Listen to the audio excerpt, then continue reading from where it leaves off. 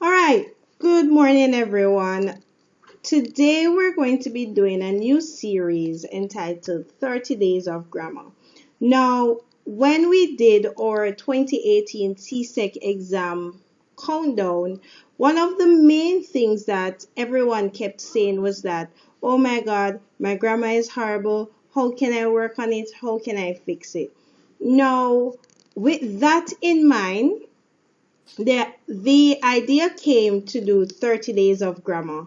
And so the 30 days of grammar is basically going day by day, looking at the different grammar topics that might be an issue, a struggle for you.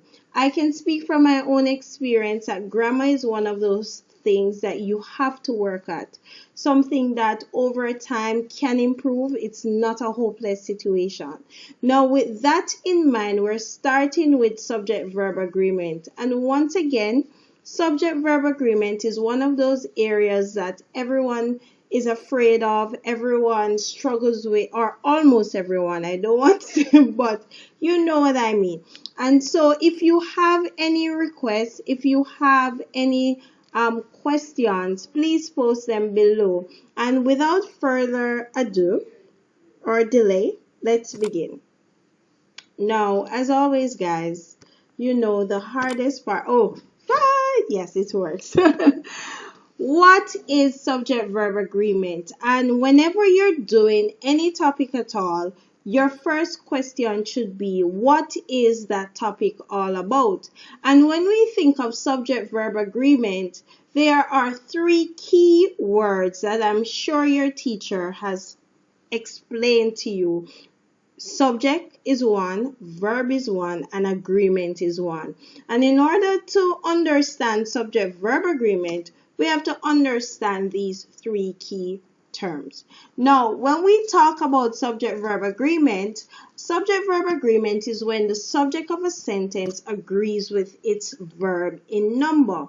Now, you hear that, and for you, that means nothing to you because you're like, what? What does that mean? Agree, verb, number. And so we're going to look at the key words that we see coming out in this definition. So once again, we have the definition, and if you take a minute, can you tell me what would be some of the key words that you see coming out? And quickly, I'm going to give you less than a minute, and you're going to look and, okay, let's see if you are correct. So we see subject. Did anyone get that? So you see subject is one of those key words. You see sentence agreement is one, and we're going to talk about agreement, verb, number. And these are some of the key words that we see coming out, right? Now, when we talk about a sentence is a group of words that forms a complete thought. That's it. Nothing fancy. And when we talk about a complete thought, let us look at our example. Jamaica is an island that is located near Cuba. There we see a complete thought being formed. Or if you look again, what if it says located near Cuba? That would not be a complete thought. So what does it mean when we say a sentence is a group of words that forms a complete thought? How do we know whether or not it forms a complete thought? That's the next question we need to ask ourselves. And let us look at it. A subject is who or what the sentence is talking about. And we say the verb is the word that expresses the action.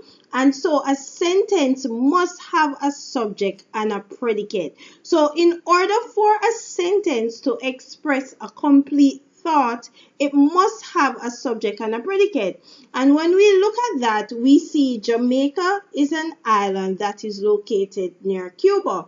If we should look at our color code, we see subject is Jamaica because that is who or what the sentence is talking about. And students or anyone who is watching, sometimes we get a little confused because, for example, we see Cuba and we say, oh, because we know that a subject can be a noun or a pronoun, we say, oh, Cuba is a noun, it's a subject. No, but when you read the question, you read the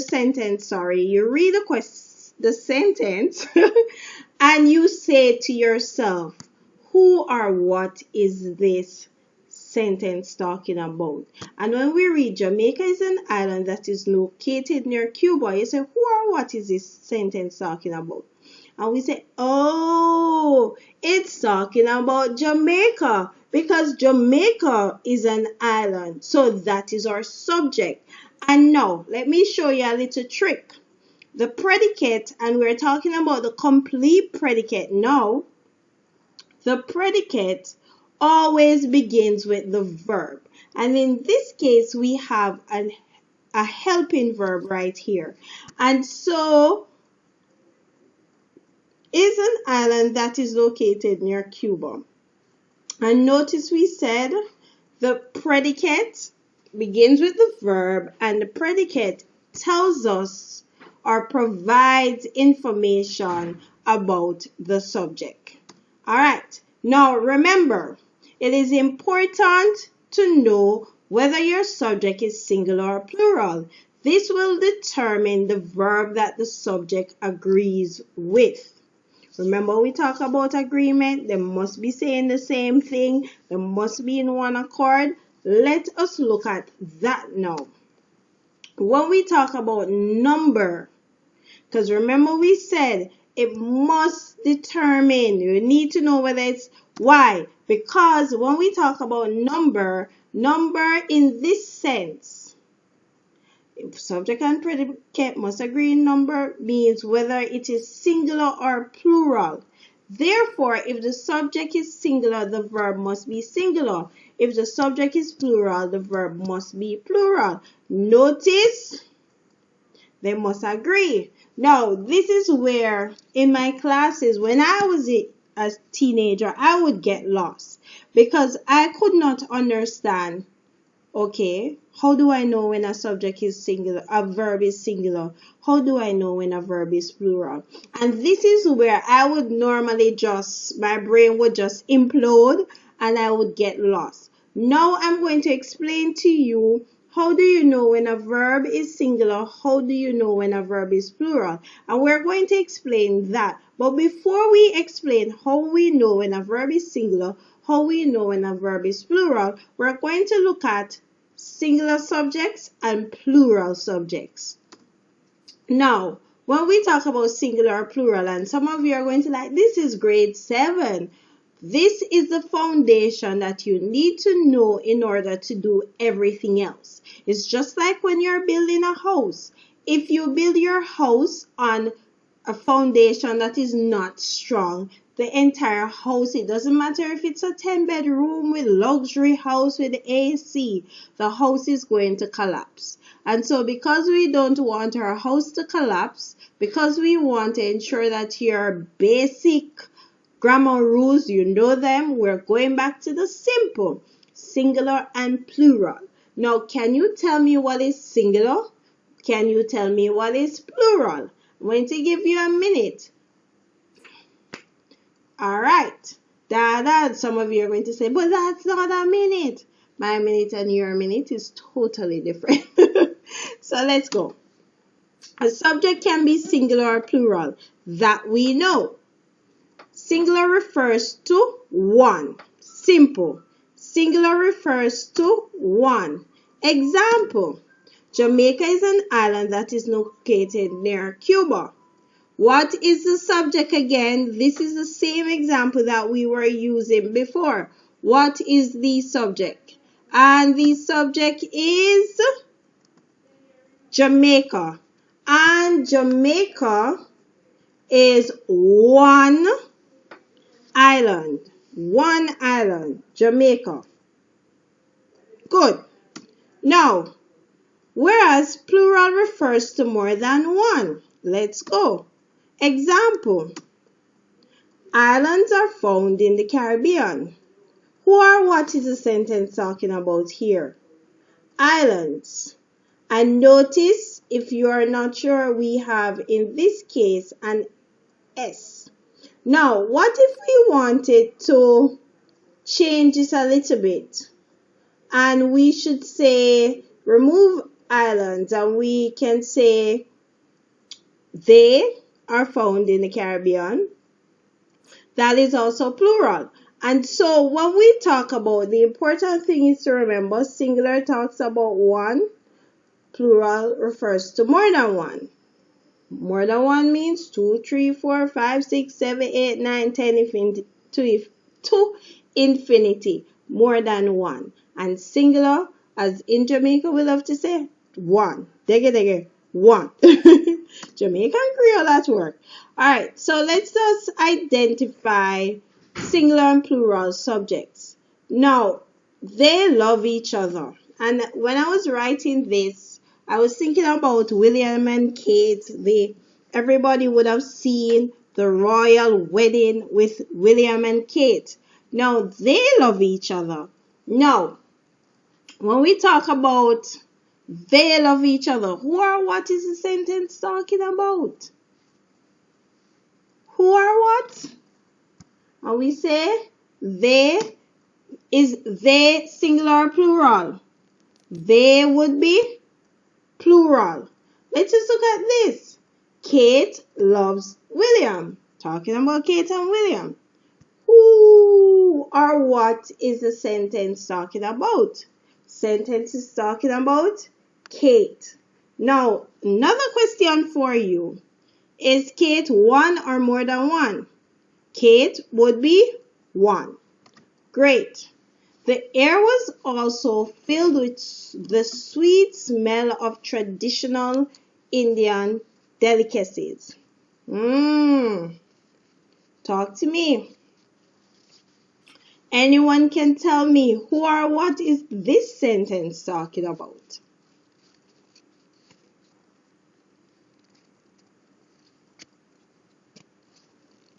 And if you have air, you would be correct. Air in this case is what? The sense. So the air. And the air in this case would be singular. Right? Now, let us look at our final example. Visitors took special shuttle buses to the temple. Talk to me. Who or what is the sentence talking about? Visitors. Is it singular or plural? Visitors right here refers to more than one. So visitors, plural. And so let's go again. So we have they is a plural. Kate, singular. Air, what did you say? Singular. And visitors, plural. We're going to look at them again. So these are our singular and plural subjects.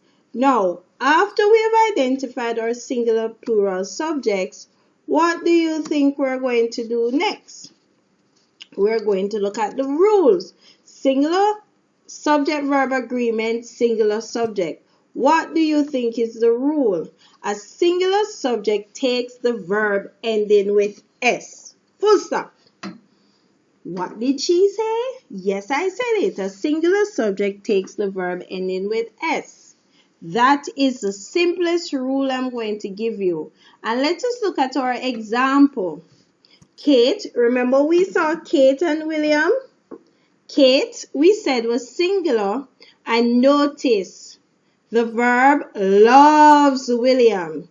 And notice the verb ends with an S. Let's try the theory. Remember we saw this sentence? The air, and we said the air was singular. Was also ends with an S. Now, in any variation of this, any example that you see, you're going to see one recurring theme. The recurring theme is that, guess what? The singular subject takes the verb ending with S. That's it. You don't need to worry about anything else. So when we talk about subject-verb agreement, once you find whether or not your subject is singular or plural, once it is singular, it takes the verb ending with S. Let's look. Now, if a singular subject takes the verb ending with S, what about the plural subjects? Now, plural subjects take the verb ending without S. No S. So a plural subject you take agrees with the verb ending without S. No S. Let me give you an easy one. They love each other. They, plural, love. And you would have remembered a second ago that Kate loves William. So we see the difference here. Everybody with me? Next one. Visitors took special shuttle buses to the temple. Remember we said visitors, plural, and took, no S. Now, what if we had said visitor, the visitor, and it would have been takes? All right? Now, let's go. Sorry. And so that is it for today with our lesson. So we looked at singular subjects. We look at basically what is a subject, what is a predicate, singular subjects, plural subjects, and we look at the basic subject-verb agreement rule. Now, at the end of this video, you are going to click the link in the description box below, and it's going to take you to the blog where you can do your first activity based on this topic. In our next video, you're going to see the answers to the activity that you have done. That's the first thing you will see in the video, and then we will move on to our next topic. Now, thank you everyone for watching our videos. Please remember to subscribe, share it with your friends, and also if you have any topics you want us to cover with regards to grammar, please comment below. I will respond to your comments. Have a great day, great night, great morning, whenever you see this. Bye bye.